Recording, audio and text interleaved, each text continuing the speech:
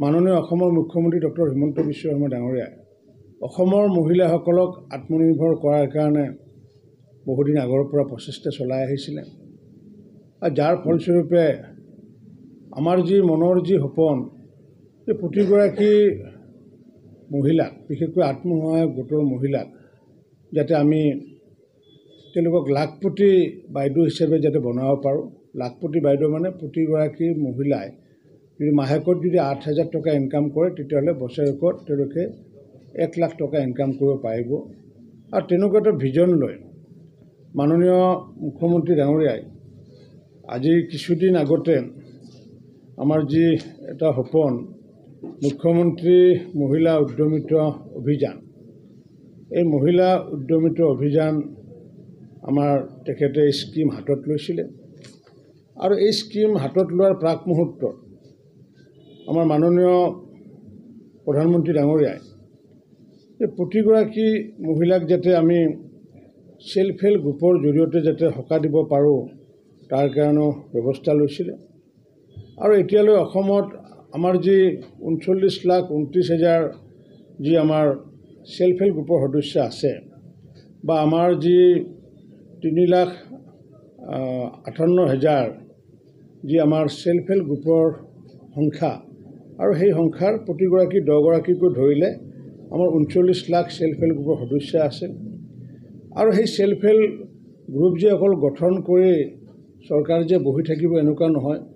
পোনপ্ৰথমতে আমাৰ ভাৰতৰত্ন অটল বিহাৰী বাজপেয়ী ডাঙৰীয়াই এইটো সপোন দেখিছিলে যে মহিলাসকলক আগুৱাই নিব লাগিব। আৰু তাৰ পৰৱৰ্তী সময়ত 14 চনৰ পিছত দেশৰ প্ৰধানমন্ত্ৰী নৰেন্দ্ৰ মোদী ডাঙৰীয়াই ভাৰত চৰকাৰৰ পৰা আমি এতিয়ালৈ আমি যি সেল্ফ হেল্প গ্ৰুপৰ ৰিভলভিং ফাণ্ড হিচাপে আমি এতিয়ালৈ প্ৰায় 555 কোটি টকা আমি ইতিমধ্যে তেওঁলোকক আমি প্ৰদান কৰিছোঁ।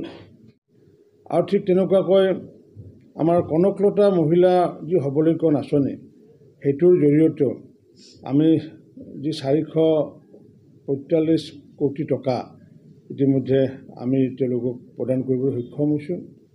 আৰু এইটো দুয়োটা যদি আমাৰ হিচাপ যদি চোৱা যায় তেতিয়াহ'লে আমি দেখা পাওঁ যে এতিয়ালৈ আমি সেল্ফ হেল্প গ্ৰুপৰ বিভিন্ন ধৰণে ৰিভলভিং ফাণ্ডে হওক বা তেওঁলোকক কেপিটেল ছাবচিডিয়ে হওক বা অসম চৰকাৰৰ কনকলতা মহিলা সবলীকৰণ আঁচনিৰ জৰিয়তে হওক এতিয়ালৈ আমি অসমৰ সেল্ফ হেল্প গ্ৰুপৰ নামত এতিয়ালৈ 2023 কোটি টকা বিভিন্ন ধৰণৰ ৰিভলভিং ফাণ্ড বা কেপিটেল ফাণ্ড দি পেলাই আমি সহায় কৰিছোঁ যাতে সেল্ফ হেল্প গ্ৰুপসকলে যাতে নিজস্বভাৱে বিভিন্ন যাতে সামগ্ৰী যাতে প্ৰস্তুত কৰিব পাৰে আৰু সেই সামগ্ৰীসমূহ যাতে আমাৰ ভাৰতৰ বজাৰত যাতে আমি বিক্ৰী কৰি তাৰ পৰা যাতে তেওঁলোকে লাভৱান হ'ব পাৰে। আৰু তেওঁলোকক মাৰ্কেট লিংকেজ দিলে বেংকৰ পৰা যদি আমি তেওঁলোকক বেংকৰ লগত যদি লিংকেজ কৰাই দিব পাৰোঁ তেতিয়া নিশ্চিত ওপৰত আমি তেওঁলোকক আগন্তুক দিনত আমাৰ যি সপোন আছে লাখপতি আমি কৰিব পাৰিম।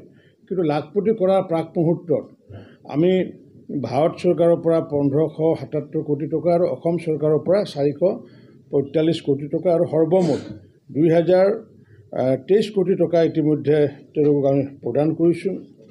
আৰু এইখিনি প্ৰদান কৰাৰ পিছত অসমৰ মাননীয় মুখ্যমন্ত্ৰী ডাঙৰীয়াই মুখ্যমন্ত্ৰী মহিলা উদ্যমিতা অভিযানৰ জৰিয়তে ইতিমধ্যে প্ৰায় আমি 32,21,290 গৰাকী এনেকুৱা সদস্য আমি চিনাক্ত কৰি লৈছোঁ। আৰু এই চিনাক্ত কৰাৰ প্ৰাক মুহূৰ্তত তেওঁলোকৰ বিভিন্ন ধৰণৰ ভেৰিফিকেশ্যন আৰু দুবাৰকৈ ভেৰিফিকেশ্যন হৈছে আৰু এতিয়াও থাৰ্ড ভেৰিফিকেশ্যন চলি আছে। আৰু এনেকুৱাকৈ আমি প্ৰায় 30 লাখ অতি কমেও 30 লাখ মহিলা সদস্য মাননীয় মুখ্যমন্ত্ৰী ডাঙৰীয়াই পোনপ্ৰথমতে তেওঁলোকক যাতে বেংকৰ লেনদেন কৰাৰ কাৰণে বা তেওঁলোকক যাতে কামত যাতে আমি অগ্ৰসৰ কৰাব পাৰোঁ তাৰ কাৰণে প্ৰতিগৰাকী সদস্যাক আমি 10,000কৈ টকা দিয়াৰ কথা ভাবিছোঁ। আৰু এই মুখ্যমন্ত্ৰী ডাঙৰীয়াৰ এইটো উদ্দেশ্য এইটোৱে যে 10,000 টকাটোৰে যাতে তেওঁলোকে যাতে উৎসাহ যাতে আনিব পৰা যায়, কামত যাতে নিয়োগ কৰিব পৰা যায়।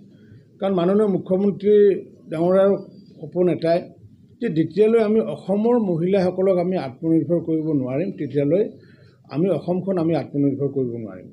মাননীয় মুখ্যমন্ত্ৰী ডাঙৰীয়াই যি আশাৰ কথা কৈ আছে যে আমি 1ৰ পৰা 5 নম্বৰ যদি আমি স্থানত যদি স্থলাভিষিক্ত হ'বলগীয়া হয় তাৰ আগে আগে নিশ্চিত ওপৰত মহিলাসকলক আমি আত্মনিৰ্ভৰ কৰিব লাগিব। যাৰ কাৰণে এনেকুৱা আমাৰ যি অভিলাষী আঁচনি মুখ্যমন্ত্ৰীৰ মহিলা উদ্যমিতা আঁচনি, আৰু এই আঁচনিটো যদি আমি আগন্তুক দিনত যিহেতু আমাৰ এতিয়ালৈ লাখপতি বাইদেউ আমাৰ প্ৰায় 8,50,000 লাখপতি বাইদেউ আছে, আৰু সেই লাখপতি বাইদেউগৰাকী প্ৰকৃত অৰ্থত তেওঁলোকে প্ৰতি মাহ 8,000 12 মাহ ধৰিলে তেওঁলোকে 1 লাখ টকাকৈ ইনকাম কৰি আছে। এগৰাকী পূৰ্ণিমা মহিলা ছেল্ফ হেল্প গ্ৰুপ লখিমপুৰ জিলাৰ, আৰু তেখেতে নিজে তেওঁৰ ষ্টলত তেওঁ বিক্ৰী কৰিবলৈ সক্ষম হৈছে 1,04,00,000 টকা বিক্ৰী কৰিবলৈ সক্ষম হৈছে। এই যে আজি যিটো ট্ৰেন্স যিটো আহিছে যে 8 কোটিৰ পৰা যিটো আমাৰ 19,85,00,000 বা অলমষ্ট 20 কোটি টকা, এই ট্ৰেন্সটো অহাৰ কেইবাটাও কাৰণ আছে। প্ৰথম কাৰণটো হৈছে কি যে মাননীয় মুখ্যমন্ত্ৰী ডক্টৰ হিমন্ত বিশ্ব শৰ্মা ডাঙৰীয়াই মহিলাসকলক লৈ ছেল্ফ হেল্প গ্ৰুপৰ মহিলাসকলক লৈ পেলাই যি সপোন দেখিছে, সেই সপোনত নিশ্চিতভাৱে ৰেঙনি কিছু হ'লেও পাইছে। যাৰ কাৰণে আজি সৰস মেলাত আমাৰ এচিভমেণ্ট খুবেই ভাল। ঠিক এনেকুৱাকৈ আমি এখন ৰাজ্যিক ভিত্তিৰ ওপৰত এখন আমি জিলা ভিত্তিতো আমি আয়োজন কৰোঁ। এইবাৰ জিলা ভিত্তিটো আমি ডিব্ৰুগড়তো আমি আয়োজন কৰিছিলোঁ, আৰু ডিব্ৰুগড়তো আমি আয়োজন কৰোঁতে 2,60,00,000 টকাৰ সামগ্ৰী বিক্ৰী হৈছে। পূৰ্বৰ আগতে যি শোণিতপুৰতকৈ এইটোৰ এচিভমেণ্টটো খুবেই ভাল। গতিকে জিলা পৰ্যায়তে হওক বা ৰাজ্যিক পৰ্যায়ত আমাৰ ছেল্ফ হেল্প গ্ৰুপৰ যি আমাৰ অসমী সৰস মেলাই এইটো প্ৰমাণ কৰি দিছে যে আমাৰ মহিলাসকলে নিশ্চিত ওপৰত আগুৱাই আহিছে, আৰু এনেকুৱাকৈ যদি আমি আগুৱাই গৈ থাকোঁ তে আগন্তুক দিনত আমি নিশ্চিত ওপৰত অসমৰ GDP বাঢ়িব।